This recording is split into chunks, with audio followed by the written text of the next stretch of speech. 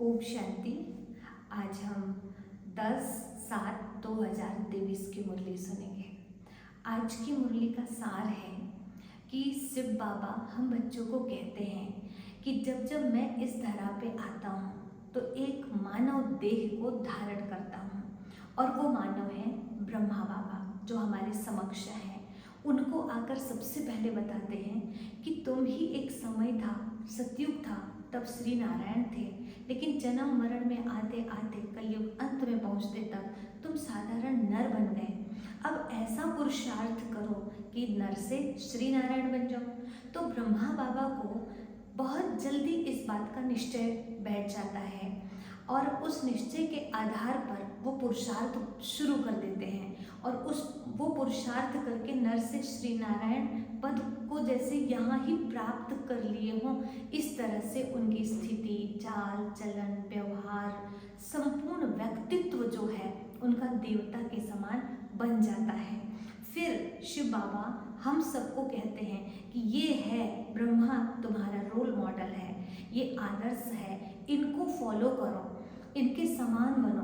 तो बाबा बार बार हमें समझाते हैं कि इस सेवा जो है वो बहुत फास्ट गति से करो, और सेवा में सफलता पाने के लिए, यानी कौन सी सेवा? सत्युग की दुनिया स्थापन करने की सेवा, और उस सेवा में भी सहज सफलता पाना चाहते हो तो उसके लिए ब्रह्मा बाबा को फॉलो करो, यानी उनके जैसे हमारी स्थिति, अवस्था हो, व्यवहार हो, तो सेवा में कभी समस्या नहीं आएगी, सहज सेवा हो सकती है। तो कैसे सेवा किया जाए? कई भाई बहनें कहते हैं कि हम लोग सेवा करना तो चाहते हैं, परंतु सेवा उतनी सहज नहीं है, हमारे यहाँ की कलराठी ज़मीन है, यहाँ के कोई भाई बहनें नहीं सुनते हैं, कई तरह की शिकायतें करते रहते हैं। लेकिन बाबा ने आज की मुरली में इतनी सुंदर विधि बताई है सेवा करने की, और सहज तरीका बताया है। तो चलिए अभी हम आज की मुरली सुनते हैं। बाबा ने कहा, मीठे बच्चे, बाबा का राइट हैंड बन, सर्विस का शौक रख, श्रीमत पर पूरा पूरा अटेंशन दो। अखबारों में कोई सर्विस की बात निकले तो उसे पढ़कर सर्विस में लग जाओ। यानी अखबार में वही बातें आती है जो वर्तमान संसार में चल रहा होता है, तो हमें संसार की हालातों को देखकर, स्थिति को देखकर, वर्तमान समय की डिमांड क्या है वो देखते हुए सेवा करनी चाहिए। तो उस सेवा का महत्व रहेगा। वो जो है, लोग जो हैं हमसे वो बात सुनना चाहेंगे। बहुत ज़्यादा टेंशन में है, तनाव में है, अशांत है, तो ऐसी कंडीशन में हम उन्हें शांति कैसे मिले, शांति की अनुभूति कैसे कराएं, ऐसी बातें अगर हम करते हैं तो लोग ऑटोमेटिक सुनना चाहेंगे, अनुभूति करना चाहेंगे। तो इसलिए समय की आवश्यकता क्या है, लोगों की डिमांड क्या है, उस आधार पर सेवा करेंगे तो हमें सहज सफलता मिलेगी। प्रश्न है, बाबा का नाम तुम बच्चे कब बाला कर सकेंगे? उत्तर है, जब तुम्हारी चलन बड़ी रॉयल और गंभीर होगी। देखिए, बाबा हमको बार बार कहते हैं, बच्चे, तुम बच्चों को मानव से देव बनने का पुरुषार्थ करना है। अब कहते तो हैं, और हम लोग भी सबको बताते हैं, बैच भी लगाते हैं कि ये देखो हमारा लक्ष्य है नर से नारायण बनना, नारी से श्री लक्ष्मी बनना। हम लोगों को बता तो रहे हैं स्वर्ग आने वाला है, हम स्वर्ग स्थापित करने वाले हैं, लेकिन लोग हमारी बातों पर विश्वास तब करेंगे जब हमारे व्यक्तित्व से वो देवताई संस्कार दिखाई देंगे। तो इसलिए बाबा कहते हैं कि जब तुम्हारी चलन बड़ी रॉयल और गंभीर होगी तब बाबा का नाम बाला होगा। तुम शक्तियों की चाल ऐसी चाहिए जैसे मोरनी, यानी अपने व्यक्तित्व में चंचलता दिखाई ना दे, इसका हमें ध्यान रखना है। तुम्हारे मुख से सदैव ज्ञान रतन निकलने चाहिए, पत्थर नहीं। रतन निकलने चाहिए, पत्थर नहीं। हमारे एक एक बोल जो है वो वैल्यूबल होना चाहिए, व्यर्थ के नहीं। पत्थर निकालने वाले नाम बदनाम करते हैं, फिर उनका पद भी भ्रष्ट हो जाता है। बाबा का बनकर कोई भी विकर्म ना हो, इस बात का पूरा पूरा ध्यान रखना है, क्योंकि बाबा का तो बन गए और फिर भी विकर्म कर रहे हैं। तो ऐसा है कि लोगों का ध्यान इस बात पर जाता है कि इस ब्रह्मा कुमारी से जुड़े हैं, अब भगवान अवतरित होकर ज्ञान सुना रहे हैं, ये सारी दुनिया को हम बताते हैं। और जब हमारी चाल चलन यदि खराब होगी तो लोग कहेंगे ना कि यही सिखाते हैं क्या भगवान आकर के। तो इसलिए हमें अटेंशन देना होगा अपने व्यवहार पर, चाल चलन पर। गीत है, छोड़ भी दे आकाश सिंहासन, इस धरती पर आ जा रे, अंधकार ही अंधकार है, सबकी ज्योति जगा जा रे। ओम शांति। बच्चों ने गीत सुना, याद करते हैं, हे परमपिता परमात्मा, निराकार रूप बदलकर साकार में आ जाओ। वह क्या रूप बदलेगा, वह क्या रूप बदलेगा? ऐसे तो नहीं कहेंगे कि कच्छ मच्छ का रूप बनकर आओ, नहीं, यह है पाप आत्माओं की दुनिया। पुकारते हैं पावन बनाने के लिए। अगर सर्वव्यापी है तो फिर किसको पुकारते हैं? अब यह गीत तो रेडियो में भी बजते हैं, परंतु कोई भी समझते नहीं है कि भगवान को पुकारा जा रहा है। क्या कह रहे हैं? छोड़ भी दे आकाश सिंहासन, इस धरती पर आ जा रे, अंधकार ही अंधकार है, सबकी ज्योति जगा जा रे। यानी भगवान को कह रहे हैं, भगवान आ जाओ, इस अंधकार को दूर करो। इससे सिद्ध होता है कि भगवान अंधकार के समय, धर्म ग्लानि के समय आते थे, आते हैं, आते रहेंगे, तभी तो पुकारते हैं ना। तो अब अगर हम कह रहे हैं भगवान आ चुके हैं, हमारे अंदर के अज्ञान अंधकार को दूर कर दें, तो क्यों नहीं इस बात पर विश्वास कर लेना चाहिए और भगवान आकर जो पढ़ा रहे हैं उसको सुन करके जीवन परिवर्तित करना चाहिए। अब तुम बच्चियां तो अखबार आदि पढ़ती नहीं हो, भल पढ़ी लिखी हैं, परंतु अखबार पढ़ने का शौक नहीं है। बाकी रहे गोप यानी भाई लोग, उनमें भी कोई कोई को सर्विस का शौक रहता है कि किस रीति अखबार से सर्विस का रास्ता निकालें। ब्राह्मण कुलभूषण हैं तो बहुत, परंतु उनमें भी कोटों में कोई निकलते हैं जो अखबार में देख फौरन सर्विस करने लग पड़ते हैं। बाबा ने राइट हैंड बनाया है माताओं को, गोप मुश्किल खड़े होते हैं, कोई बिरला यथार्थ रीति से श्रीमत पर अटेंशन देते हैं। यह एक पॉइंट है भ्रष्टाचार और श्रेष्ठाचारी की। भ्रष्टाचारी बुलाते हैं कि हे भगवान आओ, आकर श्रेष्ठाचारी बनाओ। सभी भ्रष्टाचारी जरूर हैं, कहा जाता है यथा राजा रानी तथा प्रजा। यथा राजा रानी माना गवर्नमेंट तथा प्रजा माना रैयत।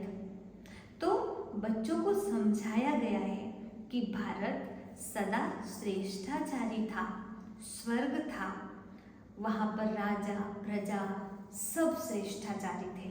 जैसे यहाँ राजा भी भ्रष्ट और प्रजा भी भ्रष्ट, ऐसे वहाँ सब श्रेष्ठ होते हैं। इसका नाम नर्क, उसका नाम स्वर्ग। स्वर्ग में भी अगर भ्रष्टाचारी हों तो उनको स्वर्ग कैसे कहा जाए? स्वर्ग की स्थापना जरूर बाप ही करते होंगे, जिसको ही याद करते हैं। भ्रष्टाचारी ही तो बुलाते हैं ना, श्रेष्ठाचारी कब बुलाते नहीं। भारत बड़ा श्रेष्ठाचारी था, स्वर्ग था, अब तो नर्क है, तो नर्क में जरूर भ्रष्टाचारी ही तो होंगे ना, इसीलिए तो नाम नर्क पड़ा। श्रेष्ठाचारी का सबूत दिखाओ, तुम चित्र दिखला सकते हो। कभी कोई श्रेष्ठाचारी था भी?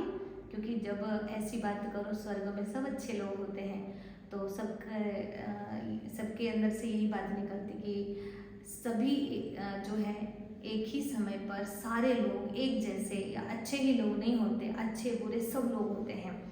लेकिन बाबा कहते हैं ऐसा नहीं है, श्रेष्ठाचारी ही श्रेष्ठाचारी सतयुग में होते हैं, इसलिए तो सतयुग है ना।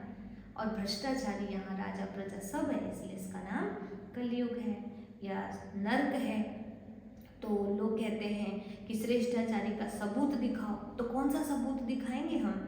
तुम चित्र दिखला सकते हो, बरोबर सतयुग में यथा राजा रानी तथा प्रजा, यह लक्ष्मी नारायण देखो श्रेष्ठाचारी थे ना, नाम ही है स्वर्ग। इनके राज्य के लिए तो ये भी गायन है कि वहाँ पर शेर गाय भी एक घाट में पानी पिया करते थे, यानी पशु में भी हिंसक प्रवृत्ति नहीं थी, तो इंसानों में आपस में कैसे हो सकती है?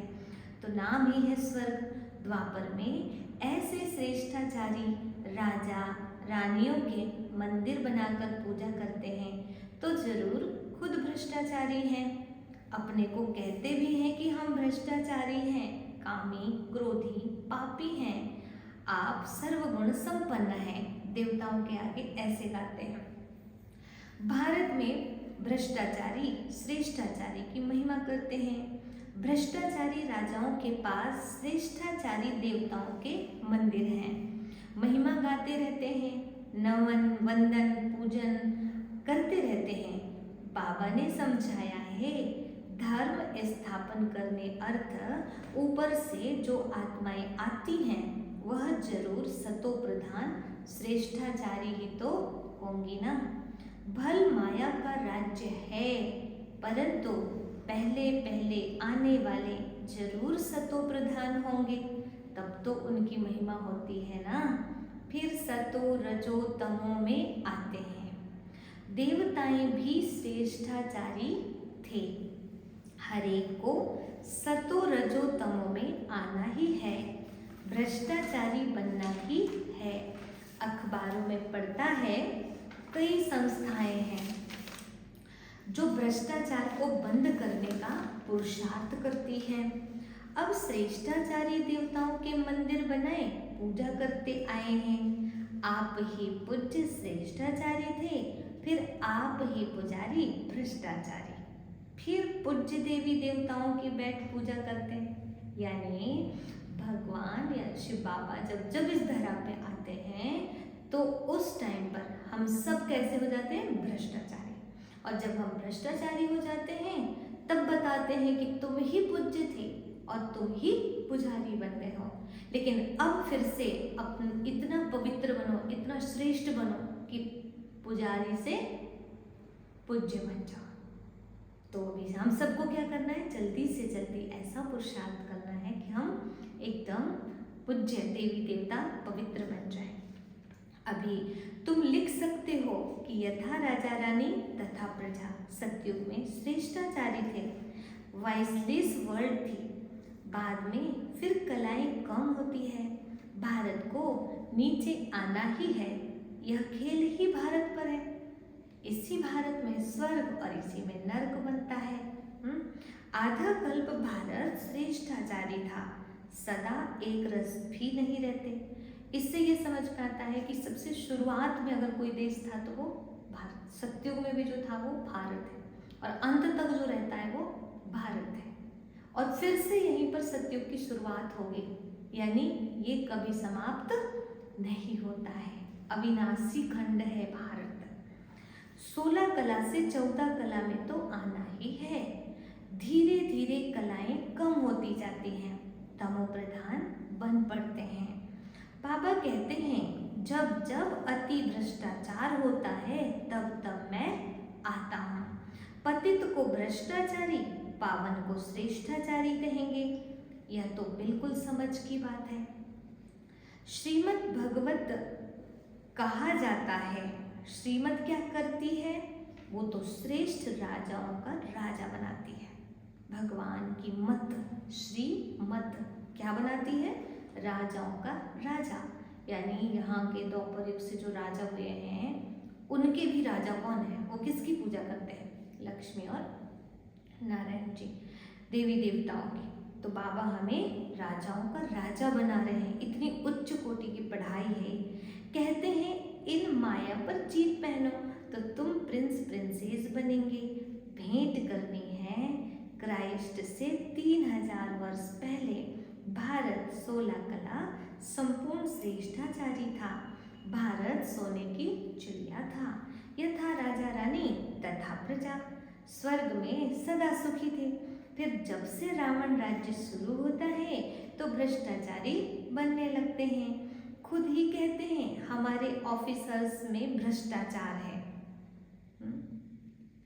हर एक जिनसे जुड़ा हुआ है ना, वो उनके बारे में इसी तरह से बताते हैं, हमारे ऑफिसर्स में भ्रष्टाचार है।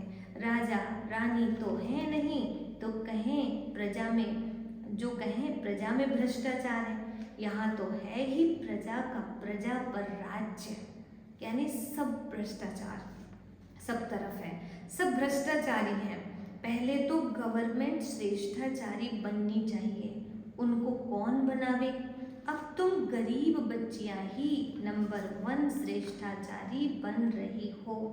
बाबा कहते हैं कि मैं आकर सबको श्रेष्ठाचारी बनाता हूँ। जैसे हम सुनते हैं, पवित्रता सुख शांति की जननी है। श्रेष्ठाचारी माना क्या? सतो प्रधान, पवित्र, श्रेष्ठ आचरण, श्रेष्ठ आचार, श्रेष्ठ आचरण वाला। और जहाँ श्रेष्ठ आचरण है, पवित्रता है, वहाँ सुख शांति संपत्ति ऑटोमेटिक आती है। यानी अभी हमारे जीवन से सुख शांति संपत्ति चली गई है, उसका कारण है कि हमारे अंदर क्या है? अपवित्रता। मेन चीज ये है, इतनी बात भी यदि हमको समझ में आ गई कि पवित्रता के आने से ही सारी अच्छाइयाँ हमारे जीवन में आने लगेंगी। ये बात ब्रह्मा बाबा को समझ में आई थी, मम्मा को समझ में आई थी। उन्होंने पवित्रता की गहराई को समझा और आचरण में लाया, पवित्रता को धारण किया। ऐसे ही यदि हम लोग अपना भला चाहते हैं, अपने साथ मित्रता करना चाहते हैं, तो सबसे बड़ी मित्रता यही है कि पवित्रता को धारण कर लें। तो ये पवित्रता इसी कलयुग में, जब दुनिया के लिए तो एक कलयुग है, तो इसी कलयुग में हमारे घरों में सुख शांति संपत्ति का भंडार भरता जाएगा, एक गारंटी है। तो बाबा कहते हैं ड्रामानुसार यह सारा खेल बना हुआ है, फिर भी वही गीता चित्र आदि निकलेंगे। अब बंगाल में काली का मंदिर है, काली माँ का प्राण देते हैं। अब ऐसी काली माँ व चंडिका देवी आई कहाँ से? नाम तो देखो कैसा है। जो भागंती होते हैं ना, वे तो प्रजा में चंडाल बनते हैं। हाँ, बाबा का बनकर, भगवान का बनकर, भगवान से ज्ञान लेते, इतनी परवरिश लेते और फिर चले जाते हैं छोड़ करके। और चले जाएं तो चले जाएं, लेकिन बाहर जा कर के निंदा कराते हैं। हाँ, पहले जिस भगवान की महिमा गाते थे, जिस संस्था की खूब महिमा गाते थे कि यहाँ पर जो है इतनी बड़ी प्राप्ति होती है, भगवान आए हैं, हमको पढ़ा रहे हैं, इस तरह से अपने ही मुख से बड़ी बड़ी बातें सुनाया करते थे। और आज वही बाहर जा कर के क्या कहते हैं? अरे वहाँ तो ऐसा है वैसा है। तो ये कौन होते हैं? ये ऐसे लोग होते हैं जो कहीं भी जाएंगे ना, थोड़ी अच्छाई दिख गई तो उसकी महिमा करने लग जाते हैं, फिर थोड़ी बुराई दिख गई तो उसकी बुराई करने लग जाते हैं। तो इस संसार में आप कहीं पर भी चले जाओ, अगर ब्रह्मा कुमारी संस्था में भी कोई जुड़े हैं तो कहाँ से जुड़े हैं? इसी दुनिया के ही तो लोग आए हैं जो तमो प्रधान बन गए थे, पुजारी बन गए थे। ऐसे तमो प्रधान भ्रष्ट आत्माएं जो थे, वो ही तो श्रेष्ठ बनने के लिए आए हैं। अब 2 4 10 दिन में, साल भर में इतना चेंज तो नहीं आएगा, कुछ ना कुछ बुराइयां तो सबके अंदर रहती ही रहती हैं। अब उनकी बुराइयों का वर्णन आप बाहर जाके करें, यहाँ पर लड़ाई कर लें, संस्कार ना मिले, और उनका वर्णन आप बाहर जा कर के करें, तो इसको क्या कहेंगे? आप जहाँ जाएंगे, अब यहाँ छोड़कर और कहीं जाएंगे, अब वहाँ जाएंगे, वहाँ पर भी शुरुआत में तो किसी की बुराई दिखती नहीं है, अच्छाई ही दिखती है। वहाँ भी शुरुआत में महिमा करेंगे वहाँ की, लेकिन जब वहाँ पर रहने लगेंगे तो वहाँ की भी बुराइयाँ देखने लगेंगे और एक दिन वहाँ की भी बुराई करने लग जाएंगे। तो ऐसी नेचर ही होती है, अच्छाई दिखी तो उसकी महिमा कर रहे हैं, बुराई दिखी तो उसकी बुराई कर रहे हैं। तो ऐसे लोग जो हैं वो कहीं पर भी जाते हैं तो यही काम करते हैं। इसलिए कभी भी हमें इन बातों पर विश्वास नहीं करना चाहिए। बाबा कहते हैं जो ऐसी बुराई करते हैं उनको क्या कि कौन सा पद मिलता है? प्रजा में जाकर चंडाल बनते हैं। परंतु जो यहाँ रहकर विकर्म आदि करते हैं वे रॉयल घराने के चंडाल बनते हैं। फिर भी पिछाड़ी में उनको ताज पतलून मिल जाती है। ये क्योंकि यहाँ पर रहकर खूब सारी सेवाएं किए, योग किए, ध्यान किए, जीवन भी सुधारे, लेकिन उसके बाद में फिर यहाँ सब मतलब ज्ञान योग धारणा सब कुछ कर रहे हैं, लेकिन कोई कोई विकर्म हो जाते हैं कभी कभी, तो वो भी क्या करते हैं, रॉयल घराने में चंडाल बनते हैं। फिर भी पिछाड़ी में उनको ताज पतलून मिल जाती है, क्योंकि यहाँ गोद ले लेते हैं ना, इसलिए चंडिका देवी की पूजा होती है। समर्पित रूप से रहते भी हैं भगवान के घर में, लेकिन भगवान के घर रह कर के भी विकर्म कर जाते हैं, तो ऐसी आत्माएं भी चंडाल बन जाती हैं। ज्ञान तो बहुत गुह्य है, परंतु कोई धारण करे, जैसे बैरिस्टर, कोई तो लाख कमाते, कोई का कोट भी फटा रहता है। ये तो पढ़ाई है बेहद की। बाबा ने जो विस्तार में समझाया उसको सार में लाकर 5 मिनट का भाषण बनाए अखबार में डालना चाहिए। यह भी पूछना चाहिए कि भला हिंदू धर्म किसने स्थापन किया, तो बता नहीं सकेंगे, कुछ नहीं जानते। तुम शक्तियों की चलन ऐसी गंभीर होनी चाहिए जैसे मोरनी चलती है। बाबा कहते हैं ज्ञान तो परफेक्ट सुनाते हैं, सत्य ज्ञान हम दुनिया को देते हैं, लेकिन जब तक हमारे चाल चलन व्यवहार कुशलता नहीं आएगी, तो हमारी सेवा का कोई प्रभाव समाज पर नहीं पड़ेगा। मुख से रत्न निकलते रहें, मीठे बोल निकलते रहें, ज्ञान की बातें निकलती रहे, पत्थर नहीं, वो तो पत्थर मारेंगे, तुम कभी पत्थर नहीं मारो, यानी ऐसे शब्दों का प्रयोग नहीं करो जिससे किसी को बुरा लगे, नाम बदनाम ना करो, किसी को दुख पहुँचे ऐसे बोल नहीं बोलो।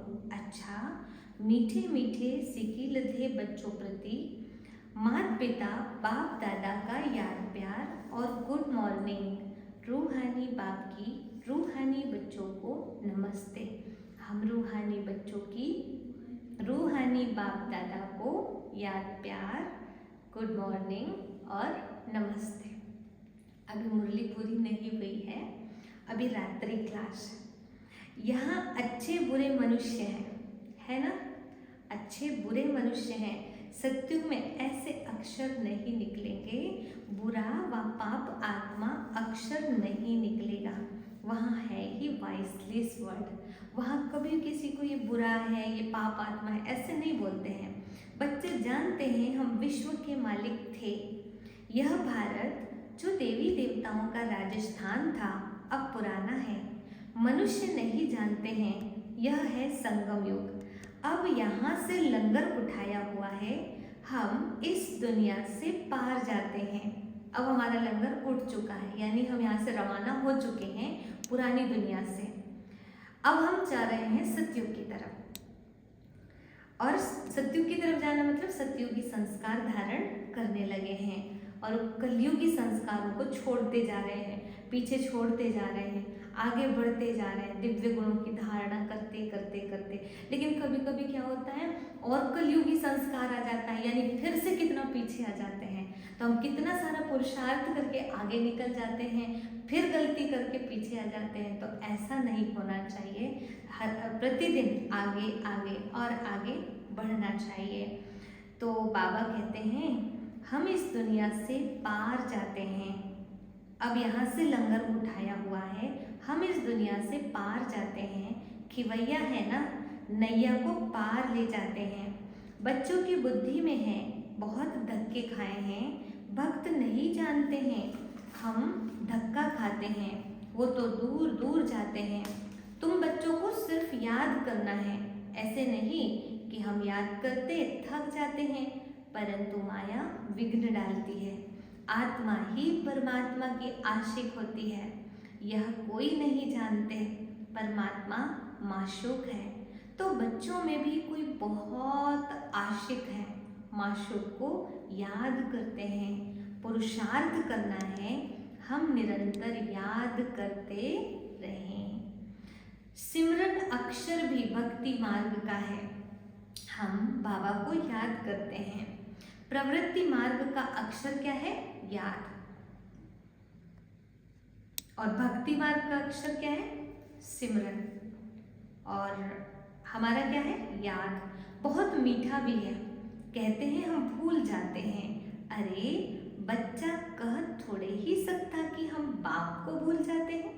कभी कोई बेटा ये थोड़ी कहता है कि मैं अपने पिताजी को भूल जाता हूँ।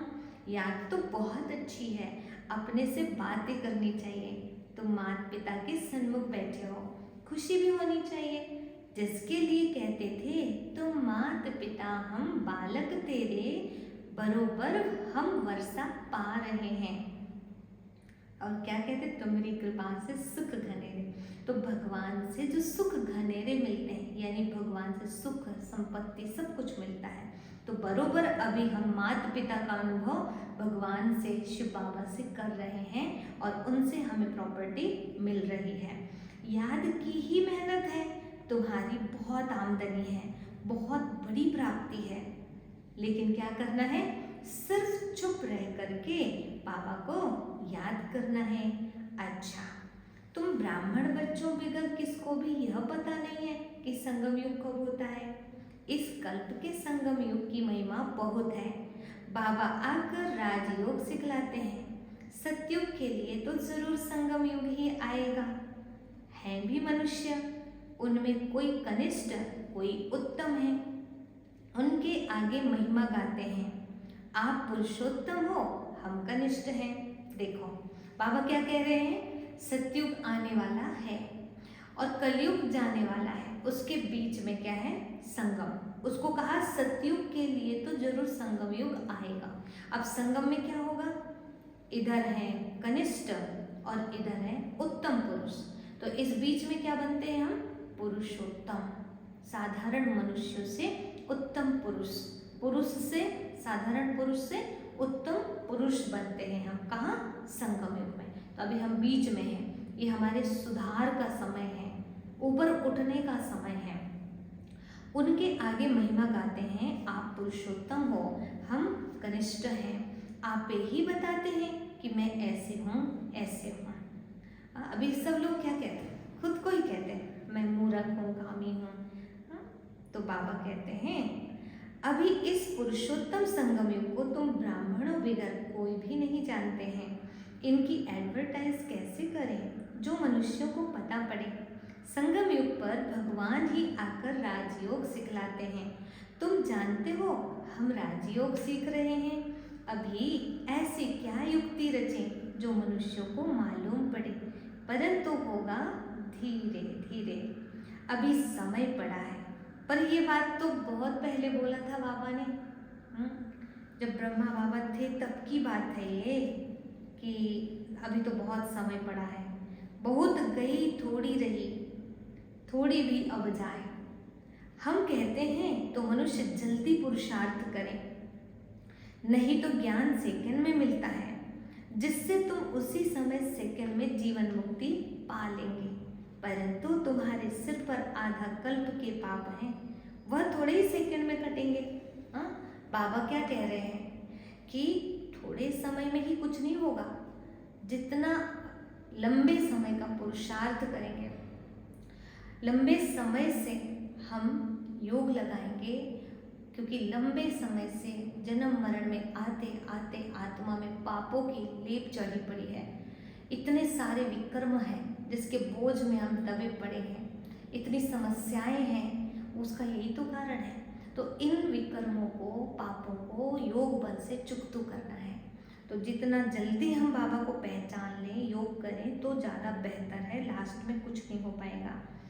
तो बाबा कहते हैं परंतु तुम्हारे सिर पर आधा कल्प के पाप हैं, वो थोड़े ही सेकंड में कटेंगे, इसमें तो टाइम लगता है।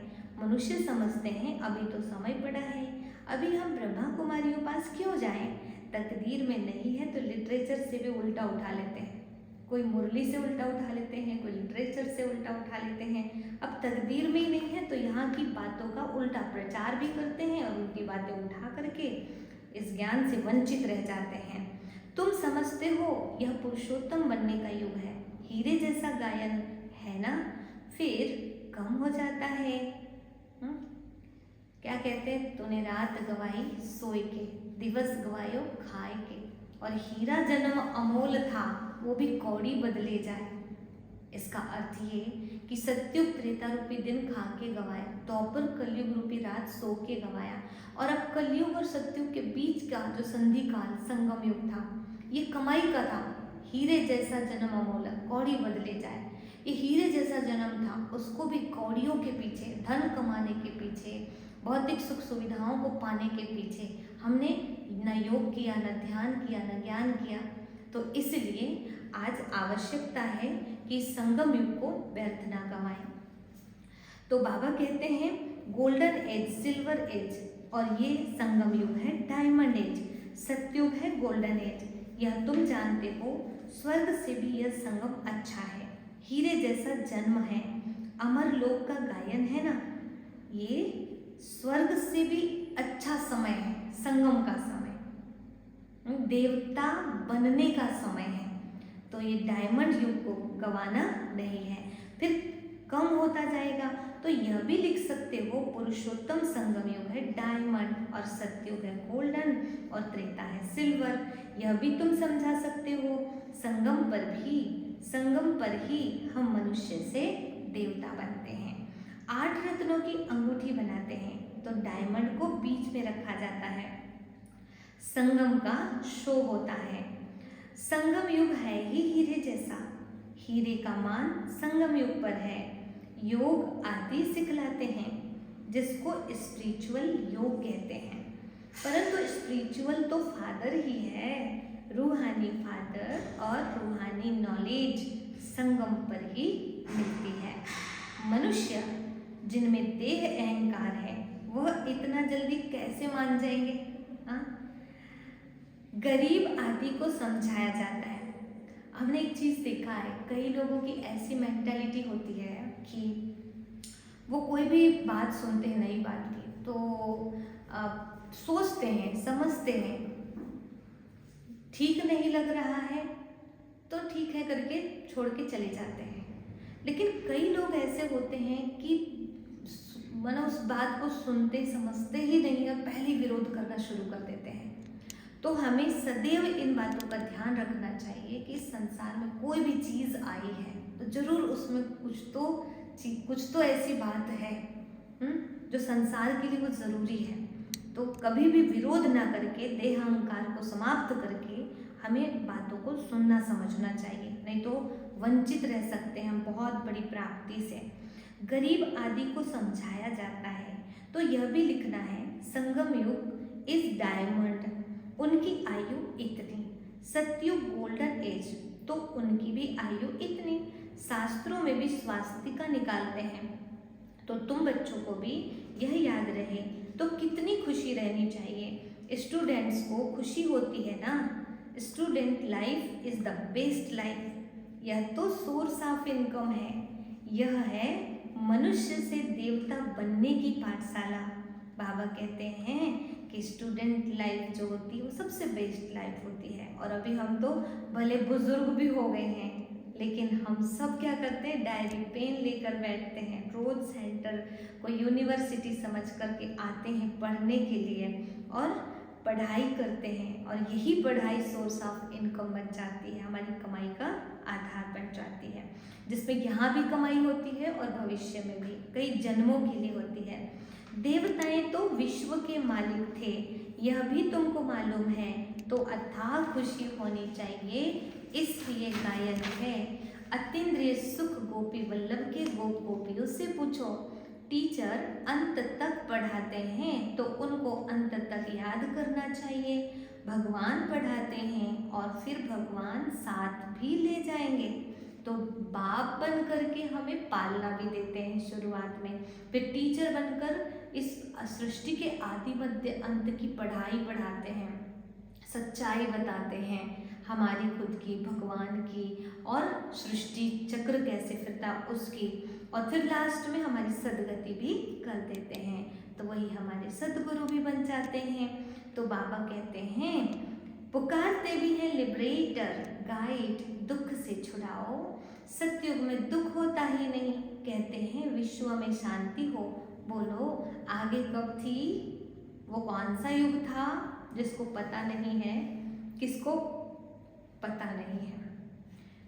विश्व में शांति हो वाली बात तो करते हैं, लेकिन बोलते तो ऐसे हैं कि ऐसा कभी हुआ ही नहीं है कि हमेशा शांति हो इस दुनिया में। जब ऐसा हुआ ही नहीं है तो होने की कल्पना क्यों करते हैं? कि फिर से एकता आ जाए, शांति आ जाए। हुआ होगा ना, तब तो शांति चाहते हैं। तो बाबा कहते हैं वो कौन सा युग था किसको पता ही नहीं है। राम राज्य सतयुग, रावण राज्य कलयुग, ये तो जानते हो ना। बच्चों को अनुभव सुनाना चाहिए, बस क्या सुनाऊं दिल की बात, ऐसे शुरू करना चाहिए। बेहद का बाप बेहद की बादशाही देने वाला मिला, और क्या अनुभव सुनाऊं। जिसने सच में बहुत कुछ पा लिया है वो तो सुनाएगा भी ऐसे गदगद होकर के कि सुनने वाले भी सुनते सुनते गदगद हो जाएंगे। और कोई बात ही नहीं, इस जैसी खुशी और कोई होती ही नहीं। कभी भी किसी से रूठ कर वास्तव में घर में नहीं बैठ जाना चाहिए। किसी से हमारी नहीं पट रही है कोई बात नहीं, लेकिन हम पढ़ाई तो मिस नहीं कर सकते। यह जैसे अपनी तकदीर से रूठना है, पढ़ाई से रूठा तो क्या सीखेंगे। बाप को पढ़ाना ही है ब्रह्मा द्वारा, तो एक दो से कभी रूठना नहीं चाहिए। साकार के द्वारा ही तो पढ़ाते हैं ना, और हम उनसे ही रूठ जाएं तो फिर पढ़ाई कैसे मिलेगी। तो ये है माया। यज्ञ में असुरों के विघ्न तो पड़ते ही है ना। जितना आगे बढ़ोगे उतना विघ्न आएंगे, और जितना ज्ञान योग में आप आगे जाओगे उतनी बड़ी परिस्थिति आएगी, क्योंकि जितनी बड़ी क्लास में जाते हैं उतने बड़े पेपर आते हैं, कठिन पेपर आते हैं। अच्छा, मीठे मीठे रूहानी बच्चों प्रति रूहानी बाप व दादा का याद प्यार गुड नाइट। रूहानी बच्चों को रूहानी बाप की नमस्ते। हम बच्चों के भी रूहानी बाप दादा को नमस्ते। सार है, श्रीमत पर श्रेष्ठाचारी बनकर श्रेष्ठाचारी बनाने की सेवा करनी है। श्रीमत पर श्रेष्ठाचारी पहले खुद बनना है और फिर दूसरों को श्रेष्ठाचारी बनाने की सेवा करनी है। कोई ऐसी चलन नहीं चलनी है जिससे नाम बदनाम हो। मुख से सदा रतन निकालने हैं, पत्थर बिल्कुल नहीं। सेकंड पॉइंट है, बेहद की गुह्य पढ़ाई को विस्तार से सुनते उसे सार में समाकर दूसरों की सेवा करनी है। बेहद की गुह्य पढ़ाई को विस्तार से सुनते, देखो क्या कहा बाबा ने, भगवान पढ़ाते हैं गुह्य बातें, उसको क्या करो पहले विस्तार से सुनो, उसे सार में फिर समाओ और समाकर दूसरों की सेवा करनी है। हमने खुद डिटेल समझ लिया, अब जैसा व्यक्ति है उस हिसाब से सार की बात समझा दो। जैसे एक डॉक्टर नहीं होता क्या, डॉक्टर क्या करता है, सारी बीमारियों के बारे में समझता है, फिर किस बीमारी में कौन सी दवाई चाहिए वो उसको भी याद रखते हैं। लेकिन पेशेंट आया तो उसको कौन सी दवाई चाहिए वो उसको वही दवाई दे देते हैं। ऐसे नहीं कि सारी की सारी चीज़ें उसको बताते हैं, उसके लिए जो ज़रूरी है वो चीज़ बताते हैं। तो ऐसे हमारे पास जो व्यक्ति आया है उसको क्या चाहिए वो चीज़ हमको सार में सुनानी चाहिए। श्रीमत पर पूरा अटेंशन देना है। अगर हमको तुरंत किसी को अनुभूति करानी है तो उसके लिए एक बार मुरली को विस्तार से पढ़ लो, समझ लो, और फिर उसमें से सार जो निकल रहा है उसको जगह जगह पर जहाँ जिसको जैसी आवश्यकता है वैसे हमको सुनाना चाहिए, तो इससे अच्छा प्रभाव पड़ता है। तो श्रीमत पर पूरा अटेंशन देना है। वरदान है, अपने कर्म और स्थिति द्वारा ब्रह्मा बाप को स्पष्ट दिखाने वाले मास्टर ब्रह्मा भाव। आज की मुरली में बाबा बार बार एक ही बात समझा रहे हैं कि अपने कर्म, अपनी आंतरिक स्थिति कैसी होनी चाहिए, ब्रह्मा बाबा के समान। जो श्री नारायण बनने वाले हैं, जो श्री कृष्ण बनने वाले हैं पुरुषार्थ करके, तो सोचो अभी वो हमारे सामने हैं, आदर्श हैं, तो क्यों नहीं उनके संस्कारों को हम देखें और अपने उन संस्कारों को बना लें। इससे बेहतर पुरुषार्थ और कुछ नहीं हो सकता। जैसे ब्रह्मा बाबा का निजी संस्कार था, पहले आप, कोई भी स्थान में पहले बच्चे, हर बात में बच्चों को अपने से आगे रखा, लेकिन कहने मात्र नहीं, शुभ चिंतन की भावना से आगे रखा। उसने किया तो भी बाप की सेवा, मैंने किया तो भी बाप की सेवा। मैं आगे बढ़ूं नहीं, दूसरों को आगे बढ़ाकर आगे बढ़ो। और जो जितना दूसरों को आगे बढ़ाता है वास्तव में बढ़ाने वाले की ही महिमा होती है। जब यह भावना हरेक में आएगी तब कहेंगे मास्टर ब्रह्मा। फिर ऐसा कोई नहीं कहेगा कि हमने ब्रह्मा बाप को नहीं देखा, यही कहेंगे कि इनमें हमने ब्रह्मा बाप की झलक देखी। आपके कर्म आपकी स्थिति ब्रह्मा बाप को स्पष्ट दिखाए। स्लोगन है, एकाग्रता के दृढ़ संकल्प से सागर के तले में चले जाओ तो अनुभव के हीरे मोती प्राप्त होंगे। एकाग्रता के दृढ़ संकल्प से सागर के तले में चले जाओ तो अनुभव के हीरे मोती प्राप्त होंगे। जब हम योग में बैठते हैं तो उस समय जितना हो सके इस देह की दुनिया से बिल्कुल डिटैच होकर के आत्म भाव में स्थित हो जाए और मैं आत्मा बाबा की याद में इतनी डूब जाऊं, खो जाऊं कि बाबा की याद में समा करके मैं एक से एक अनुभूतियां करने लग जाऊं। अब ऐसे तो नहीं हीरे मोती मिलेंगे यहाँ पे, ये अनुभव के हीरे मोती प्राप्त होंगे हमको। ऐसे ऐसे अनुभव होंगे कि हम उसी समय ऐसा अनुभव करेंगे जैसे मुझे सारी खुशियाँ मिल गई, अतीन्द्रिय सुख मिल गया और वो यादगार बन जाएगा अपने जीवन का। एक बार योग में ऐसा अनुभव हो गया तो बार बार बैठने का मन करेगा, बार बार बाबा से मिलन मनाने का मन करेगा। तो इसलिए कभी तो ऐसा पुरुषार्थ करना चाहिए एकाग्रता बढ़ाने का, और इसके लिए थोड़ा टाइम निकालने की ज़रूरत है। जो योग तपस्या के कार्यक्रम होते हैं उसमें भाग लेना बहुत ज़रूरी है। 1 दिन 2 दिन, कभी 1 सप्ताह, कभी 21 दिन का ऐसा नियम बनाना होगा कि मुझे 4 घंटे या 8 घंटे, एक दिन में 8 घंटे योग करना है या 4 घंटे योग करना है। और ऐसे करते करते करते एक ही स्थान पर बैठकर एक ही स्वामान लेकर एक ही तरीके से याद करने की अगर आदत डालते हैं और एकाग्रता अच्छी रहती है तो एक से एक अनुभूतियाँ होने लगती है। तो जल्दी से जल्दी ऐसा समय निकालें ताकि हम बार बार जो है योग करने का हमारा मन करे और हम इसी संसार में रहते हुए जहाँ चारों तरफ समस्याएं ही समस्याएं हैं, ऐसे संसार में रहते हुए हम अतीन्द्रिय सुख का, आनंद का अनुभव करें। इसके लिए ही बाबा ने कहा है कि जब ऐसा अनुभव करने लगोगे अतीन्द्रिय सुख का तो मिरुआ मौत मनु का शिकार, चारों तरफ दुख अशांति दिखाई देगी और ऐसे समय में मेरे बच्चे साक्षात्कार करते रहेंगे, बाबा की अनुभूति करते रहेंगे और वो सुकून का अनुभव करेंगे। तो इतने लंबे समय से हम सब बाबा से जुड़े हैं, मुरली सुन रहे हैं, योग कर रहे हैं, तो क्यों नहीं हमारा अंत समय इतना सुहावना होना चाहिए। तो उसके लिए अभी से अभ्यास को बढ़ाना है और ब्रह्मा बाबा को विशेष फॉलो करना है क्योंकि वही इस संसार की नंबर 1 आत्मा है और हमें भी उनको फॉलो करके नंबर 1 में आना है। ओम शांति।